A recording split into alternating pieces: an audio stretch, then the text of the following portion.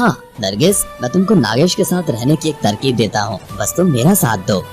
इतना बोलकर नागदेव एक सपेरा बन जाते हैं।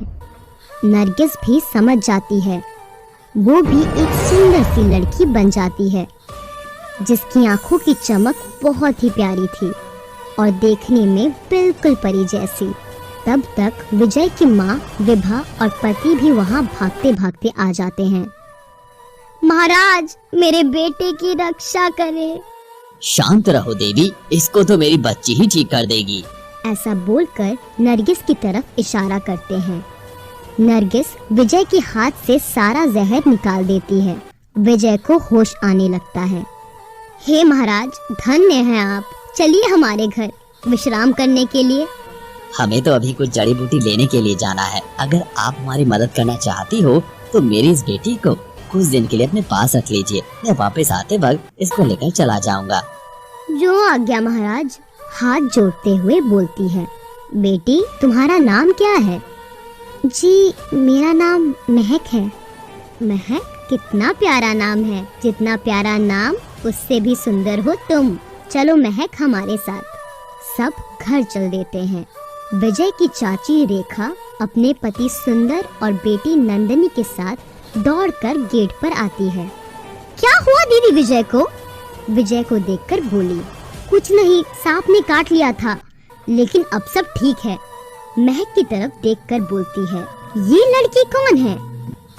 इसकी वजह से तो विजय ठीक हुआ है। तुम उस कमरे में अपना सामान रख दो महक, अब से वो तुम्हारा कमरा। महक अपने कमरे की तरफ चल देती है और अपने काम में लग जाती है। लेकिन चाची को ये बात रास नहीं आती। अपने कमरे में जाकर, ये पता नहीं किसको उठा कर ले आए हैं, इसका भी काम मुझे ही करना होगा। क्या मैं कोई नौकरानी हूँ उस घर की? अरे रेखा, तुम परेशान मत हो, बस कुछ ही दिन की बात है। फिर मैं अपने भाई, उसकी बीवी और बच्चे को मार दूंगा। फिर सारी जायदाद की मालकिन तुम ही हो। तुम तो कब से यही बोलते आ रहे हो, आज तक तो कुछ हुआ नहीं तुमसे। चलो देखो फिर, अब इस लड़की से ही शुरू करते हैं। क्या शुरू करते? तुमसे कुछ नहीं होगा, बस मेरी ही जान आफत में पड़ी है। ये लो जहर, उस लड़की के खाने मिला कर देना और बोल देंगे उसको सांप के उस जहर ने ही मार डाला जो उसने पिया था। शाम को सब खाने के लिए बैठ जाते हैं। रेखा चुपके से महक के खाने में जहर डाल देती है। महक, तुम मेरी दोस्त बनोगी? हाँ, क्यों नहीं, मैं तो वैसे भी अकेली ही हूँ। तभी विजय बीच में बोलता है, मेरी भी दोस्त बनोगी? हाँ, हम सब अब से दोस्त हैं। महक, लो जल्दी से खाना लो, जब से आई हो कुछ नहीं खाया तुमने।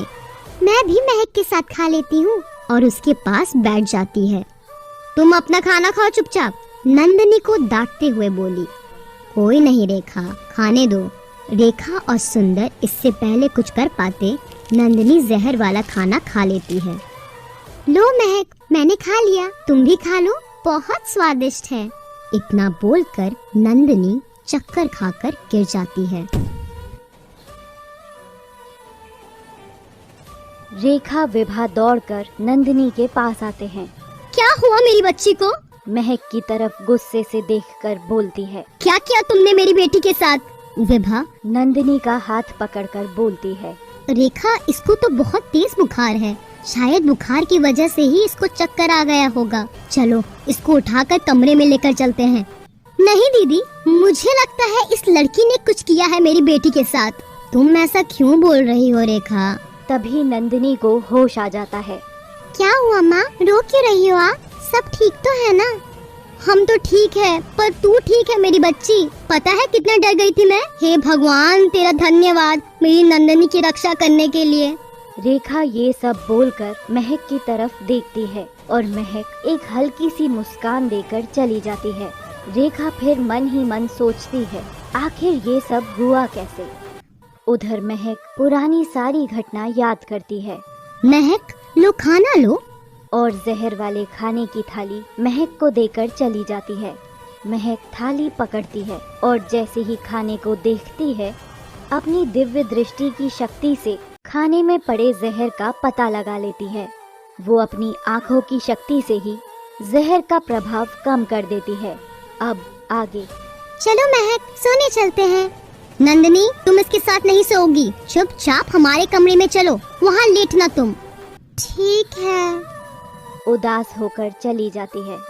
तुमने तो बोला था वो जहर लड़की को मार देगा, लेकिन उसे तो कुछ हुआ ही नहीं। तुम्हारी बेवकूफी से हमारी बेटी की जान खतरे में पड़ सकती थी। अच्छा हुआ जहर का असर नहीं हुआ, कम से कम हमारी बेटी ठीक है।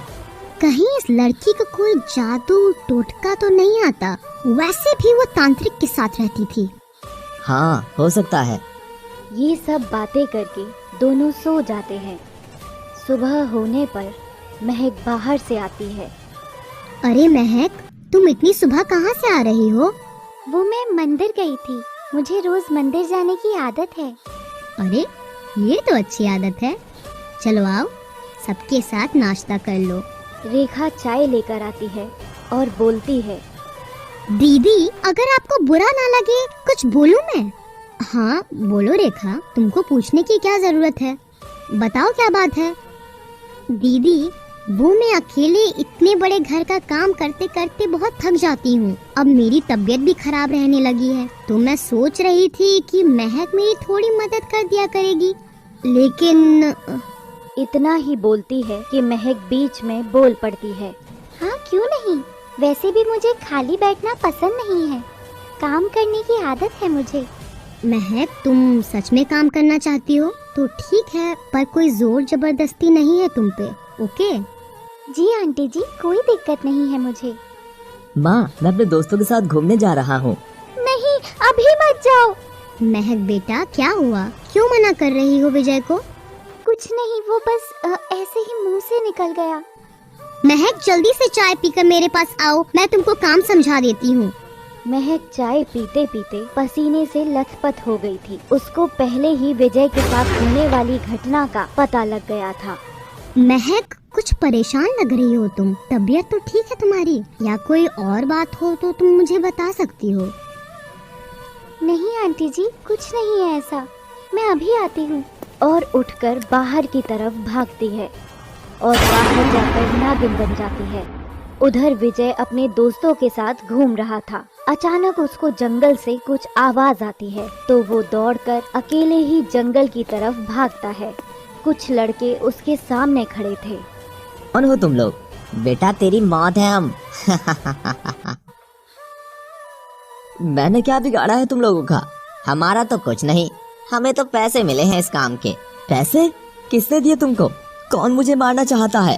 तेरे सवालों के जवाब नहीं देने आए हैं हम, बस इतना बता सकते हैं कोई तेरा अपना ही है जो पैसे दिया हमें। सब लड़के विजय को चारों तरफ से घेर लेते हैं। प्लीज जाने दो मुझे, आपको कोई गलतफहमी हुई है।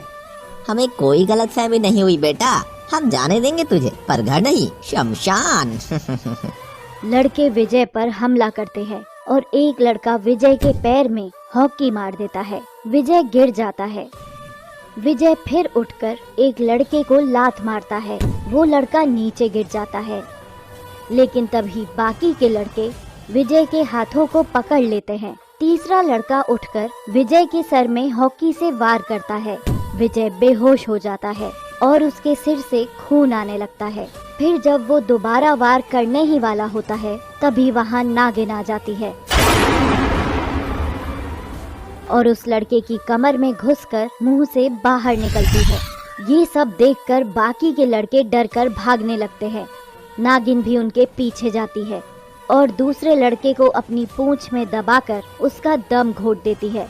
तीसरे लड़के को अपने फन से डस लेती है। ऐसे ही नागिन सबको मार देती है। फिर नागेश को उठाकर मंदिर के द्वार पर ले आती है। तभी वहाँ मंदिर का पंडित आता है। नागिन फिर से लड़की बन जाती है।